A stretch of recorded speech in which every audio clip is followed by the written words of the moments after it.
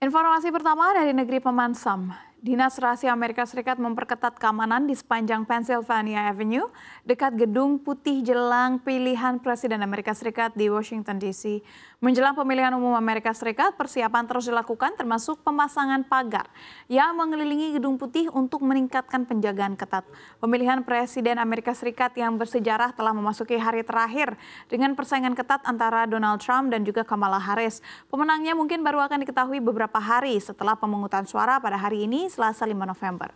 Pilpres Amerika Serikat kali ini diperkirakan kembali sengit karena dapat mempengaruhi global, terutama ketegangan di Timur Tengah dan Rusia-Ukraina. Selain itu, munculnya kembali perang dagang antara Amerika Serikat dan China juga akan cenderung kembali terjadi jika Trump memenangi Pilpres kali ini.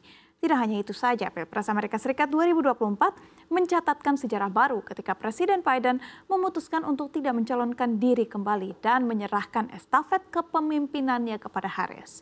Ini merupakan kali pertama dalam sejarah modern Amerika Serikat di mana Presiden petahana mengundurkan diri dari pencalonannya pada tahap sedemikian late dalam siklus pemilu.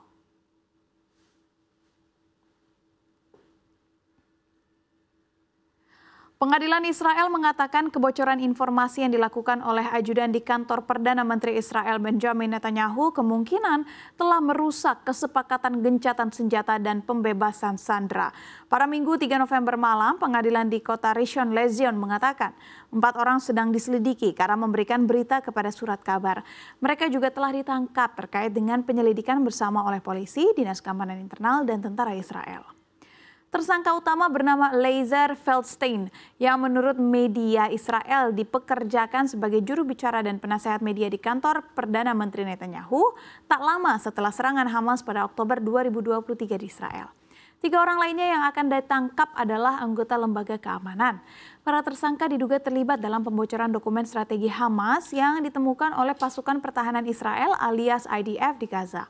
Mereka memanipulasi atau mengedit materi tersebut agar tampak seolah-olah pimpinan kelompok militan Palestina tersebut berencana untuk memperpanjang perundingan selama mungkin, serta menyelundupkan sandera ke Mesir.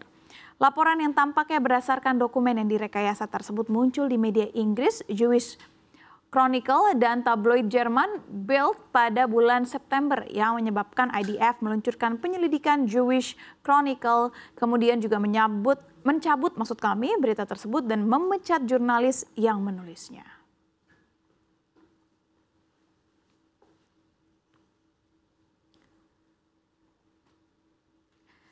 Badan Meteorologi, Klimatologi, dan Geofisika memperingatkan potensi curah hujan yang merata terjadi di Indonesia.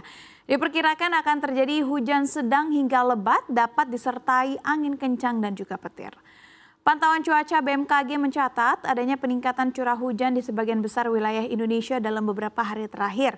Kondisi itu terutama terjadi di bagian tengah dan selatan. Dijelaskan kondisi ini berbeda jika dibandingkan kondisi cuaca di akhir bulan Oktober 2024 lalu yang didominasi cuaca panas dan terik. BMKG menjelaskan labilitas atmosfer yang meningkat ini akibat berkurangnya pengaruh siklon tropis Kongre dan aktifnya gelombang Rossby ekuator di wilayah Indonesia seperti Sumatera, Jawa, Bali, hingga Nusa Tenggara. Dalam beberapa hari ke depan, BMKG memprediksi gelombang Rossby ekuator masih terpantau aktif di wilayah Indonesia bagian barat dan selatan. Masyarakat diimbau mulai membersihkan lingkungan, memperkuat bangunan infrastruktur, menyiapkan perlengkapan darurat bencana, dan hindari daerah-daerah yang mudah terdampak. Selain itu, penting untuk waspada terhadap potensi bencana hidrometeorologi seperti banjir, longsor, dan cuaca ekstrim, terutama di daerah rawan.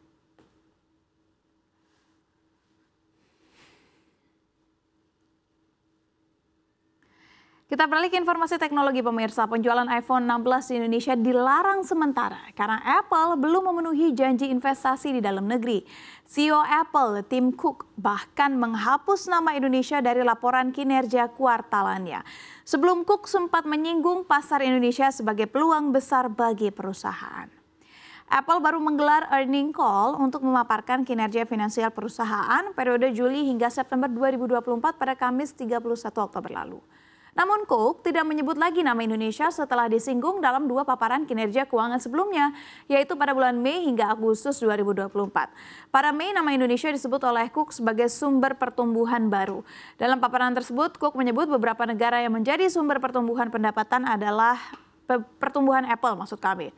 Kemenperin mengancam akan memblokir IMEI iPhone 16 yang dibawa tanpa izin dan melarang penjualannya melalui marketplace.